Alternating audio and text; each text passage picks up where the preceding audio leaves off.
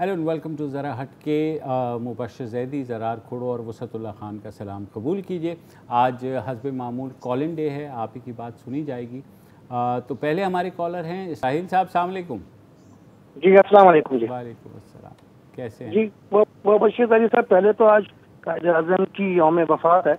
उनके लिए एक लफ्ज़ बोलूँगा कि ऐ कायद तेरा एहसान, जिसकी वजह से उनकी लाजवाल मेहनत और अनथक कोशिशों से आज हम आज़ाद मुमलिकत में सांस ले रहे हैं।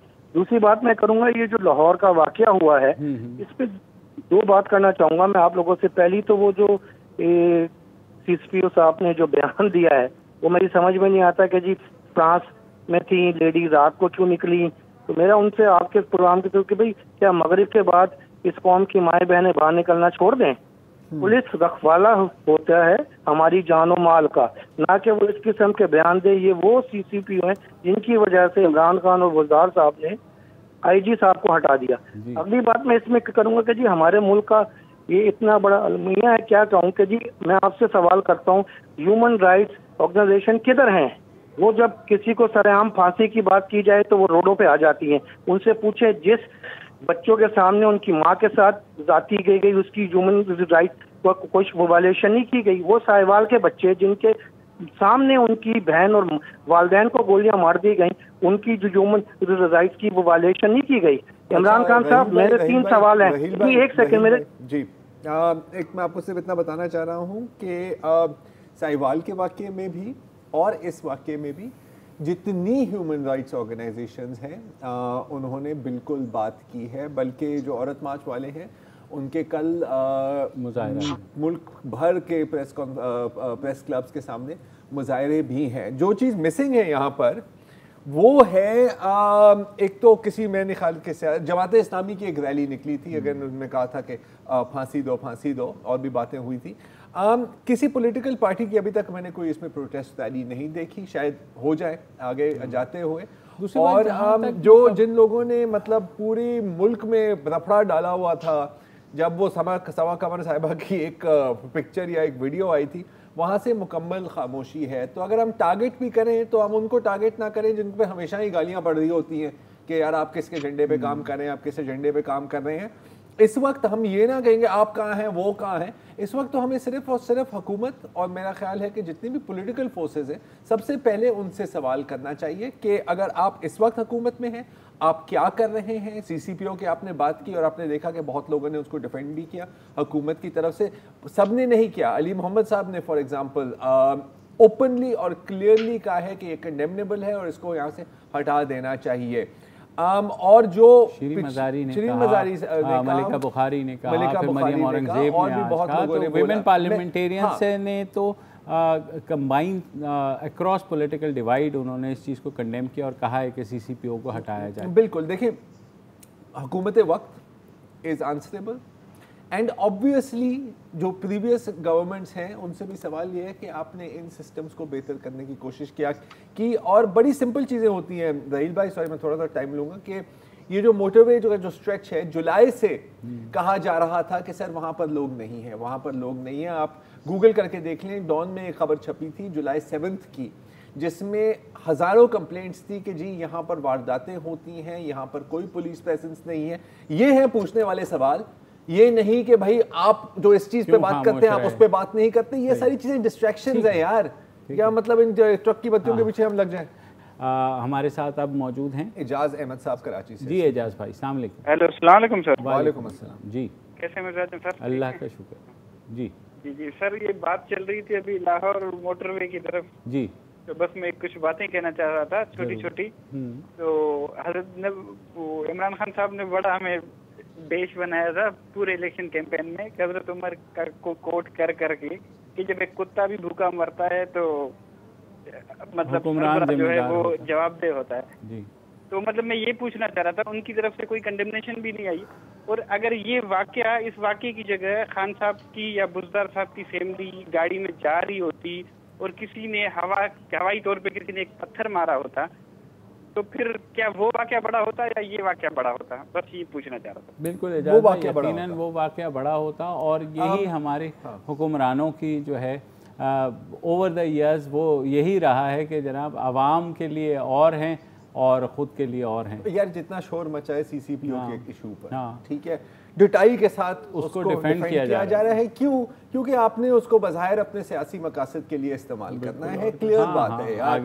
आप उसकी रिपोर्ट्स पढ़े, financially corrupt, morally corrupt, drinker, gambler, womaniser. हाँ, मैं तो अंदर होता है यार। सही अरे मुझे भी इजाजत दे यार, क्या क्या हो गया, मैं भी अब लेकिन क्योंकि वहाँ नून लीग को दबाना है लाहौर में, तो और ये अगेन कोई नई गेम नहीं है यार। पिछले दौर में भी यही था, पिछले भी दौर में भी यही था, पिछले दौर में भी था। फर्क सिर्फ इतना है कि आपका स्लोगन था मिसाली पुलिस, पुलिस रिफॉर्म्स। इतनी रिफॉर्म की है कि 6 आईजी आपने फारिग कर दिया, और अल्लाह के वास्ते रिफॉर्म ना करें। मिसाली होगी ये पुलिस, ये मिसाली है ना सर, इसके मिसाल दिए जा रहे हैं और आगे रहती दुनिया तक दिए जाएंगे कि जनाब ऐसे सीसीपीओ थे जो बजाय हिफाजत करने के जो है वो इखलाकी जो लोगों को भाषण सुना रहे थे कि जनाब आप ये किया करें, और अगर औरतें नहीं ऐसे निकल सकती तो घर में चुप करके सो जाएं। इखलाकी भाषण का भी एक टाइम होता है। हाँ। बिल्कुल। और देखें हर पुलिस एडवाइजरीज देती है यार, ये करें ये ना करें, लेकिन वो उस वक्त नहीं करती जब एंड मौके पे, और जब सवाल आपसे ये किया गया है कि केस में क्या पेशरफ्त हुई है। सवाल आपसे ये नहीं किया कि उमर साहब आपका क्या ख्याल है। Nobody cares what you think boss, you are a cop, अपना काम करो यार। जी सॉरी, अगले और ये सारे भाषण जो है ना, ये प्रिवेंशन से वाकया होने से पहले के हैं, वाकया होने के बाद के नहीं हैं। मैं तुम्हें गोली लगे, मैं को वैसे मुबशिर बुलेट प्रूफ वेस्ट लेके निकल के निकला, तुम कह रहे हो यार मुझे अस्पताल ले जाओ। मैंने कहा नहीं यार, पहले मेरी बात सुन लो ना, मैं तुम्हें थोड़ी एडवाइस दे रहा हूँ। जब गोली आए तो यूं कर दिया करो। बिल्कुल। तुमने फूका करो ताकि वो उड़ जाए। तमिल फिल्में नहीं देखी तुमने, मूसा खान नहीं देखी तुमने यार, मूसा खान नहीं देखी शान की यार, वो तुम आला है। पर अगर आपने नहीं देखी, देखने के काबिल है, चेक करें। जी सॉरी, अगले कॉलर का नाम मैं भूल गया। जी मोहम्मद रेहान हैं कराची से। जी रेहान भाई अस्सलाम वालेकुम। जी अस्सलाम वालेकुम। वालेकुम जी जी। पहले तो आप लोगों को बहुत बहुत मैं कॉन्ग्रेचुलेट करूंगा, इस वजह से नहीं कि कोई ऐसा वाकया हो गया है, बस ये कि आप लोग बेहतरीन और बैलेंस प्रोग्राम करते हैं। One of the best program I have been through in on TV shows. बाकी सब तो मतलब लड़ाई झगड़े पे ही लगे रहते हैं, मगर आपका प्रोग्राम बहुत ही बेहतरीन होता है। और आप जो इशू रेस करते हैं वो एक आम आदमी की जिंदगी के इश्यूज होते हैं जो आप रेस करते हैं। मुझे सिर्फ ये कहना ये है कि इस मुल्क में इंसाफ कब आएगा, इस मुल्क में इंसाफ कब आएगा। मेरा मैं काफी ये सोचता हूँ ये बात कि ये बताइए कि एक कन्विक्टेड आदमी, ठीक है, उसको पाकिस्तान से भेज दिया जाता है बाहर इलाज कराने के लिए। क्या मैंने अगर 100 रुपए की चोरी की होती, या चले 100 तो छोटा है, अगर मैंने 10-15 हजार का कोई गुनाह कर दिया होता या चोरी कर दी होती, तो मुझे क्या जेल से छोड़ दिया जाता इस तरह से? बल्कि आपको कम से कम 15 साल तो सजा होती आपको तो एटलीस्ट। जी जी, मैं ही यहाँ कमा के दे रहा हूँ, मैं ही सब कुछ करके दे रहा हूँ। मेरे मतलब मेरे से मुराद ये कि आई एम अ जेनरल। जी जी, ठीक है। दूसरी बात ये कि इंसाफ इस मुल्क में कब मिलेगा हमें? यहाँ रेप हो जाता है, 4 साल की बच्ची के साथ रेप हो जाता है, और हम कमिटी बना रहे हैं। We are forming committees. मतलब what the hell we are doing in Pakistan, we are forming committees. हम कमिटी बना रहे हैं कि वो कमिटी डिसाइड करेगी, फिर ये करेगी, फिर वो करेगी। अरे भाई टेक सम जिसे कहते हैं ना सम एक्शन, कोई चीज वो करें, एक्शन लें, कुछ नजर आए कि भाई लटका दें फांसी के ऊपर। 4 साल की बच्ची के साथ, वहां खातून के साथ हो गया। मतलब किस माशरे में, किस मुल्क में हम रह रहे हैं, किस दहाने पे? 462 अरब रुपए का। मैं बहुत जल्दी में बहुत सारी चीजें बोल रहा हूँ बिकॉज कोई मसला नहीं, टाइम शॉर्ट है आपके पास। एक आदमी 462 अरब रुपए का गबन कर देता है और पैसे खा जाता है, वो आज बाहर घूम रहा है। सर मैं सोच सकता हूँ, मैं तो अपने ख्वाब में भी नहीं सोच सकता कभी मैं 462 अरब रुपए का करूंगा और मैं बाहर घूम रहूंगा। रेहान भाई यही तो मसला है, आपकी छोटी सोच है। यहाँ पे हमेशा ये होता है कि छोटे चोर को पकड़ लिया जाता है और बड़े चोर से मिन्नतें की जाती है, खुदा के लिए अगर हम पे एहसान कर दें यार, कोई यार चोरी के जो तूने चोरी किया उसमें थोड़ा दे यार, 20 करोड़ में से 2 दे दे यार। हाँ एक वक्फा ले लेते हैं और वक्फे के बाद वापस आते हैं।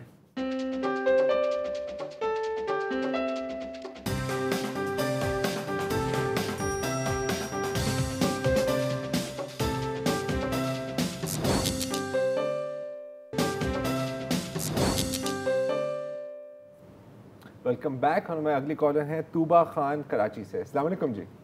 हेलो, अस्सलाम वालेकुम। जी वालेकुम सलाम। जी जी, क्या हाल चाल है आप लोगों के? अल्लाह का शुक्र, फरमाइए। फर्स्ट ऑफ ऑल मैं आपको कहना चाहूँगी कि आप लोगों का प्रोग्राम बहुत बेहतरीन है। इसके अंदर हमारे लिए बेनिफिट ये है कि आप लोगों ने कॉल हमारा लाइव की हुई है, ताकि हमारी बहुत कम ऐसे शोज होते हैं कि जिसके अंदर लाइव कॉल आवाम की राय मालूम की जा रही होती है। तो पहले तो मैं आप लोगों को बहुत बहुत थैंक्स कहूँगी। सेकंड ये कि ऐसे लोगों को जो हमारे माशरे में हो रहा है, और ये कोई एक दफा नहीं हुआ, ये काफी सारे हम लोग देखते हुए आ रहे हैं, जब से हम छोटे थे जब से देखते हुए आ रहे हैं। तो इनके ऊपर कोई रोकथाम होनी चाहिए। सेकंड ये कि जो अभी पिछली कॉल पे भाई ने बोला कि इनको फांसी देनी चाहिए, तो मेरी भी यही राय है कि इनको फांसी देनी चाहिए, क्योंकि हमारा कोई मुहाफिज नहीं रहा। अच्छा तूबा बहन, एक जो है ना ये जो इज्तिमाई ज़्यादती है या बच्चों के साथ ज़्यादती, इसमें जो सज़ा है वो फांसी ही है, और अक्सर फांसी ही होती है। मसला ये है कि हमारा जो इंसाफ का जो प्रोसेस है वो इतना लंबा है कि उस पर कई साल लग जाते हैं, कम से कम 10 साल तो लगते हैं अगर आपने किसी को फांसी देनी है, क्योंकि वो अपील हाई कोर्ट जाती है, सेशन कोर्ट से, फिर वहाँ से सुप्रीम कोर्ट जाती है, इंट्रा कोर्ट अपीलें होती हैं, तो वक्त अच्छा ये तो आप बात कर रहे हैं जनरल डेथ पेनल्टी के केसेस में। तूबा साहिबा, मैं मुझे भी बताना चाहता हूँ कि जहाँ तक रेप की केसेस की बात है ना, तो एक तो मेरा ख्याल है कि मुश्किल से 10% केस रिपोर्ट होते हैं, उसके भी कई वजूहत हैं। जो रिपोर्ट होते हैं, जो प्रोसेस में जाते हैं, सिर्फ 2 से 4% में 4%, और ये भी थोड़ा सा ज़्यादा बोल दिया है, 4% के केसेस में सज़ा मिलती है। तो बिल्कुल यार, अगेन फांसी दो, टुकड़े कर दो, तेजाब में घोल दो, जो करना है कर लें, लेकिन पहले आपको अपनी प्रोसिक्यूशन और कन्विक्शन के निज़ाम को सही करना होगा। ये एक बड़ा अच्छा शॉर्टकट होता है, बड़ा अच्छा फिर फील भी करता है कि जी चौक से टंगा दो, इधर काट दो, सबमरीन चौक में डुबा दो बंदे को, लेकिन अनफॉर्चुनेटली ये लॉन्ग टर्म सोल्यूशन नहीं है। लेकिन इसका हेडलाइन और हैशटैग नहीं बनता ना लॉन्ग टर्म सोल्यूशन, और सिस्टेमिक काम जो होता है वो थोड़ा सा स्लो होता है, काफ़ी बोरिंग होता है, मज़ा नहीं आता उससे हमें। एडवोकेट आकिब राजपर हैं हमारे साथ। जी आकिब साहब, अस्सलाम वालेकुम। सर अस्सलाम वालेकुम। सबसे पहले तो मेरा आप तीनों को सलाम सर। सवाल मेरा सिर्फ सर वसीयतुल्लाह साहब से, मैं चाहूँगा कि वो मुझे जवाब दें।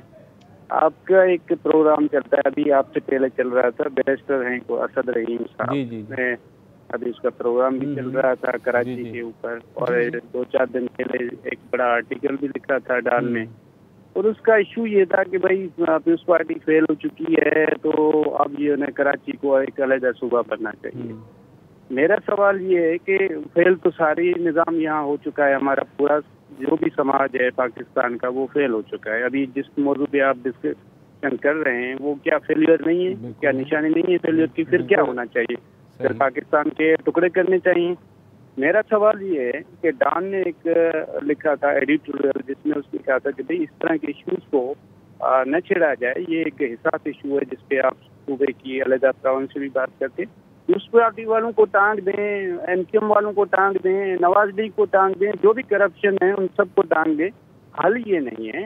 इस मौजू पे रोज रोज बात करते हैं। फिर मैं भी कहता हूँ कि भाई 23 मार्च को रेजोल्यूशन पास हुआ था, जो लाहौर रेजोल्यूशन, उसमें कहाँ लिखा है सर? उसमें तो वाज़ेह लिखा था कि state shall be independent sovereign. States का लफ्ज है सर, कोई एक स्टेट थोड़ी रियासतों का लफ्ज है। फिर हम भी कहते हैं कि भाई सिविल ने जो 3 मार्च 1943 को रेजोल्यूशन पास किया था, हमने तो 43 के रेजोल्यूशन पे ये रेजोल्यूशन पास कराया था पाकिस्तान के हक में, तो हमें भी आप जो है ना उस रेजोल्यूशन से हट जाते हैं। ठीक है आके भाई जवाब ले लें। वसत आप कुछ कहेंगे क्योंकि सवाल आपसे है। सवाल से ज़्यादा उन्होंने कमेंट किया है एक प्रिवेलिंग सिचुएशन पे।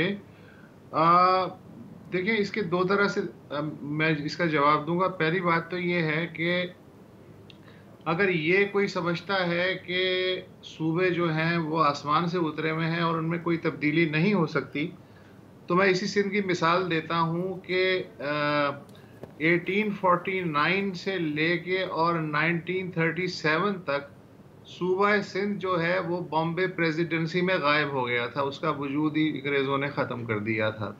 फिर उसके बाद 1937 में बॉम्बे प्रेसिडेंसी से सिंध अलहदा हुआ। उसके बाद जब पार्टीशन हुआ तो कराची को वफाकी दारुल-हुकूमत करार दे के सिंध से अलहदा कर दिया गया। फिर वफाकी दारुल-हुकूमत जब पिंडी शिफ्ट हुआ तो सिंध में दोबारा कराची आ गया। इसके अलावा 1 यूनिट में सारा मगरबी पाकिस्तान ही गायब हो गया, क्या सिंध, क्या पंजाब, क्या सूबा। तो ये चीज़ें जो हैं वो बदलती रहती हैं। इसको जज्बाती अंदाज में नहीं देखना चाहिए, देखना ये चाहिए कि जस्टिफाइड है या नहीं है। फिलहाल जो सूबा सिंध है, अगर उसमें जो रहने वाले अब नस्ली गिरोह हैं, उनके दरमियान अगर इंसाफ और इख्तियारात की जो तकसीम है उसमें इंसाफ हो, नौकरियों में इंसाफ हो, तालीमी इदारों के दाखिलों में इंसाफ हो, तो किसी को नहीं काटा कि वो सूबों का मुतालबा करे। इस तरह की जितनी भी चीज़ें होती हैं वो नाइंसाफ़ी का जो सिंड्रोम है उससे जन्म लेती हैं। तो हमें बेसिक जड़ की तरफ तवज्जो देना चाहिए। बाकी ये कि सरहद और दरिया का रास्ता आज तक ना किसी ने रोका है, ना किसी ने तब्दील होने से उसको रोक सका है। दुनिया का कोई मुल्क ऐसा नहीं है, कोई खित्ता ऐसा नहीं है जो ओरिजिनल हालत में मौजूद हो, जो 7000 साल पहले की थी। बदलते रहते हैं, लिहाजा इसको जज्बाती अंदाज में देखने की ज़रूरत नहीं। ठीक है, थैंक यू। एक वक्फा लें और वक्फे के बाद वापस आते हैं।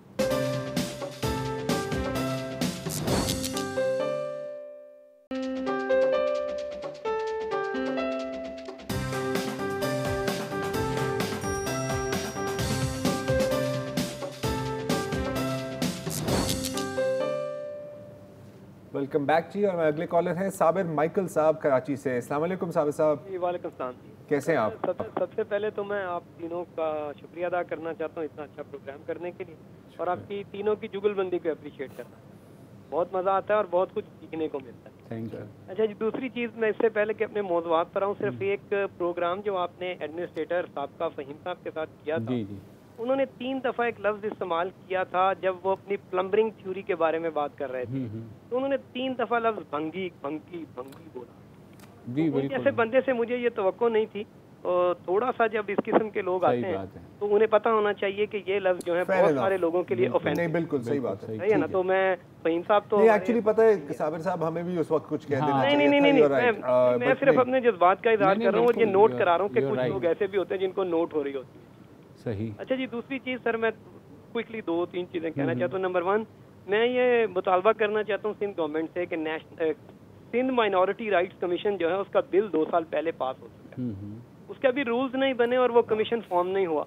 तो रिक्वेस्ट है कि ये जो सियासी आपाधापी लगी हुई है और ये जो भी मामला हैं उसमें काइंडली इस किस्म के बेसिक इश्यूज को ना भूल जाएं, क्योंकि इन सवालों का जवाब हमने कल को फिर ह्यूमन राइट्स काउंसिल और दूसरे इंटरनेशनल इदारों में भी देना। बिल्कुल। तीसरी चीज़ मैं आपसे ये कहना चाहता था, मैंने आपसे जिक्र किया था वो डिसेबल पर्सनस के लिए वो जो वफाकी हुकूमत ने मुलाजमतों के लिए कोटा ख़त्म कर दिया था। तो आई डोंट नो अगर उसके ऊपर थोड़ी सी किसी वक्त डिस्कशन हो जाए उस मैटर के ऊपर तो बड़ी मेहरबानी होगी। We will follow it up. Okay, ठीक है। नाउ पीटीपी से मैंने पूछा तो था, मुझे कुछ ऐसा ये मेरे ख्याल में वफाकी हुकूमत से हमें चेक करना पड़ेगा। I guess. नेक्स्ट हमारे कॉलर हैं आबिद बेग कराची से। अस्सलाम वालेकुम आबिद साहब।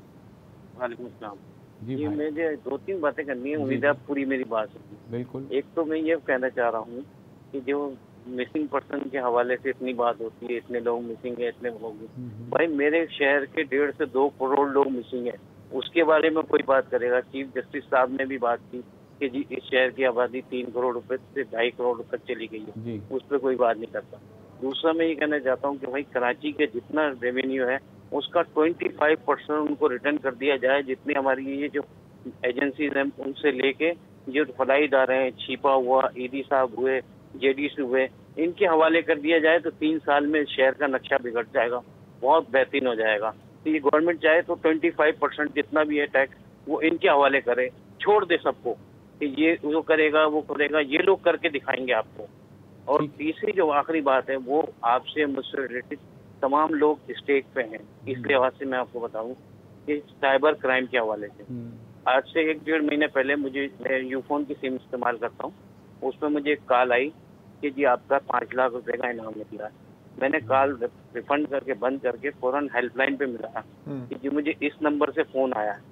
तो आप बिलीव नहीं करेंगे जो मैं अब आपको बात बताने वाला हूँ, वो मुझसे कहते हैं कि जी ये जो नंबर है ये तो अभी तक हमसे सोल्ड आउट ही नहीं हुआ है।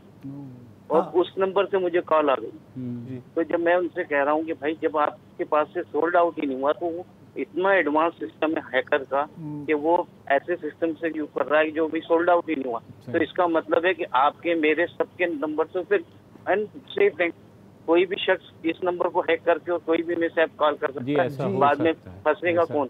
मैं उनसे अंडरटेकिंग मांग रहा हूँ कि आप मुझे ये अंडरटेकिंग दें कि जी ऐसा नंबर हुआ है आपके साथ, ऐसा इंसिडेंट हुआ।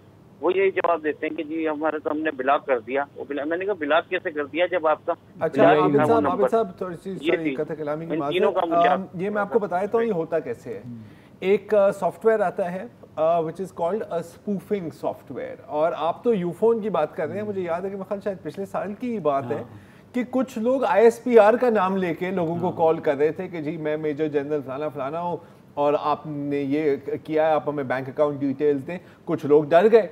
अच्छा वो भी ट्रेस नहीं हो सका क्योंकि हमारे जो अनफॉर्चुनेटली, और बिल्कुल अब ये साइबर सिक्योरिटी की तरफ हम आते हैं, हमारे जो सिस्टम्स हैं वो 2020 के लिए बनी हुई ही नहीं है। अभी हाल में आपने सुना होगा कि के इलेक्ट्रिक पर एक रैंसमवेयर अटैक हुआ, वो बहुत लंबी कहानी है, वो मैं नहीं बता सकता।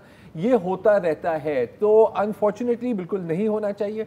अपग्रेड सिस्टम की करने की ज़रूरत है, क्योंकि आपका तो सिर्फ फ़ोन की आप बात कर रहे हैं ना, आप समझेंगे कल अगर कोई स्टेट स्पॉन्सर्ड हैकर आपकी गवर्नमेंट के डेटाबेस के अंदर घुस जाए फिर तो this is a serious problem. I mean अक्सर तो आप देखते हैं कि government functionaries regular commercial emails use कर रहे होते हैं, तो इंक्रिप्शन वगैरह ये तो बहुत दूर की बातें हैं, बहुत दूर की बातें। अगले कॉलर हमारे तौफीक वसान साहब कराची से। जी वसान भाई, अस्सलाम वालेकुम। आदाब हजूर, वालेकुम वसान बात कर रहा हूँ। जी जी मेरा आज जो मैं बात करना चाह रहा हूँ वो दो चीज़ें हैं जिनसे मैं चाह रहा हूँ कि आप भी अपनी राय दें। एक तो ये कि पाकिस्तान में जो बल्दियात का निज़ाम है उसके स्ट्रॉन्ग ना होने की वजहें क्या हैं। जब भी किसी डिक्टेटर की गवर्नमेंट आती है तो बल्दियाती निज़ाम बेहतरीन तरह से डिलीवर कर रहा होता है, और जब जमहूरी अदवार शुरू होते हैं तो उसमें बल्दियात जो है वो ऐसा डमी निज़ाम हो जाता है कि कुछ भी नहीं नज़र आता।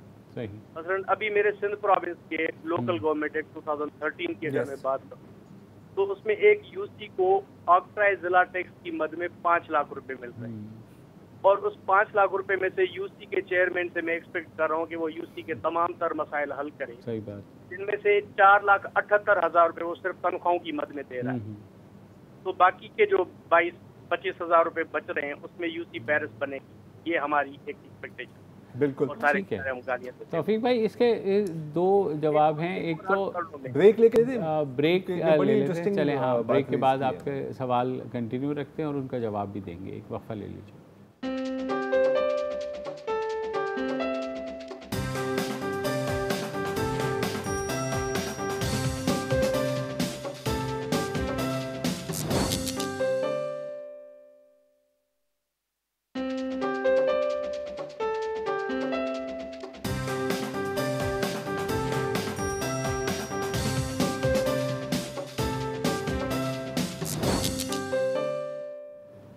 Welcome back. हम बात कर रहे थे तौफीक वसान साहब से, जिन्होंने एक बड़ा इंटरेस्टिंग पॉइंट उठाया है कि जब आमिर आते हैं तो बल्दियाती इंतखाबात, बल्दियाती इदारे बहुत स्ट्रॉन्ग हो जाते हैं, और जब सियासी हुकूमतें होती हैं तो बल्दियाती इदारे जो हैं बिल्कुल उनको कोई पावर्स नहीं दी जाती।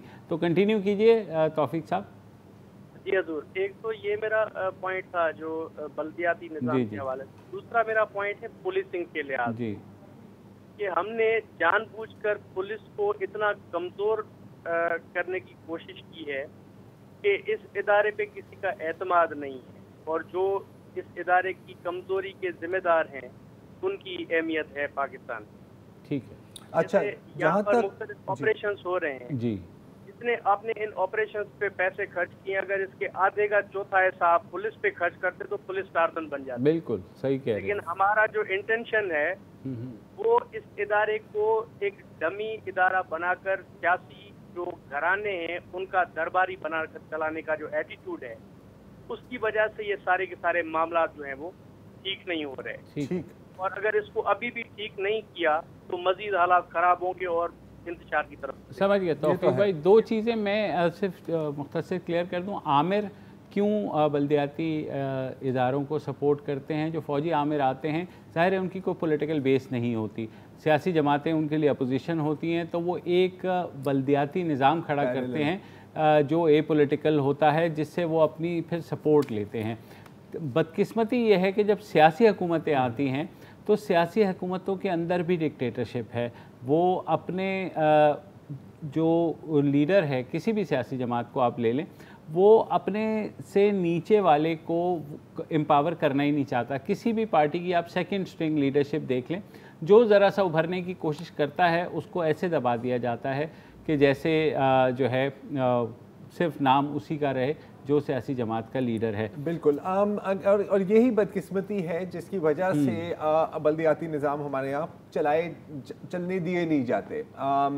बाकी सारी बातें आपकी दुरुस्त हैं। इसमें मैं एक ऐड करूंगा कि देखिए अगेन वो जो तुम्हारी बात है ना कि पावर हमारे पास जब आए तो वो सही है, हाँ। हमने आगे नहीं देनी, क्योंकि अब कहीं भी जाए तो आपको बोर्ड मिलेगा, ये जो रोड है ये फलाने एमपी है, फलाने एमएनए ने इस पर जाके फीता काटा था। अगर वो आप पावर उनसे ले लें तो वो कहेंगे यार अब तो मज़ा ही नहीं आ रहा, हम जाके सिर्फ मतलब पॉलिसी पर बातें करेंगे, ये कैसे चलेगा। मुशर्रफ ने जब वो नैब नाजिम का सिस्टम लाया था तो उसकी इंटेंशन ये नहीं थी कि गवर्नेंस बेहतर हो, मसला ये है ना, उसकी इंटेंशन थी कि एक पैरेलल पॉलिटिकल क्लास क्रिएट हो।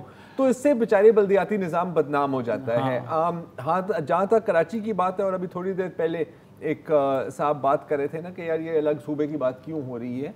देखो असूलन इतने बड़े मेट्रोपॉलिटन सिटी को आप चला नहीं सकते without a powerful local bodies. उनके ऊपर एक पावरफुल मेयर होना ज़रूरी है।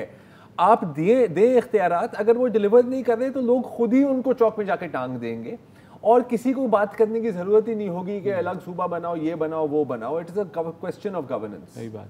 और दूसरा बस एक बात और कहूँगा कि जब तक हमारे यहाँ ताकत के मराकज़ जो हैं वो बिलावल हाउस, रायवेंड और बनी गाला रहेंगे, और जो इनकी जमातों के जो ऑफिसेस कभी आप जाकर के देखें, पीपल्स पार्टी का देख लें या आप नून लीग का जो दफ्तर है देख लें या पीटीआई का दफ्तर देख लें, तो वो आपको साई साई करता हुआ मिलेगा, क्योंकि समहाउ ऐसा कल्चर है कि सब जो है जाकर सजदा रेज़ वहीं होते हैं उस सियासी जमात के जो लीडर है उसके घर के ऊपर। तो जब तक हम इदारे नहीं बनाएंगे, सियासी जमातों को भी ये सोचना चाहिए कि वो अपनी पावर नीचे तक नहीं देंगी तो कल को वही नुकसान उठाएंगी। इन दी एंड यही होता है। फिर जिस तरह हमारे यहाँ सियासी जमातें फिर रुल जाती हैं, उनके ख़िलाफ़ जो कुछ भी होता है तो वो उसमें ये ज़रूर इल्ज़ाम होता है कि उन्होंने जो इख्तियारात हैं वो निचली सतह तक मुंतकिल नहीं किए। ये बदकिस्मती है, मगर अभी तक ऐसे ही पार्टी इलेक्शंस कितनी होती हैं। हाँ बिल्कुल, ताहयात सदर बन जाते हैं, मतलब यार ताहयात सदर यार ये तो रशिया में होता है यार भाई। तो आज के लिए इतना ही, पीर को दोबारा हाजिर होंगे, इजाज़त दीजिए, खुदा हाफ़िज़।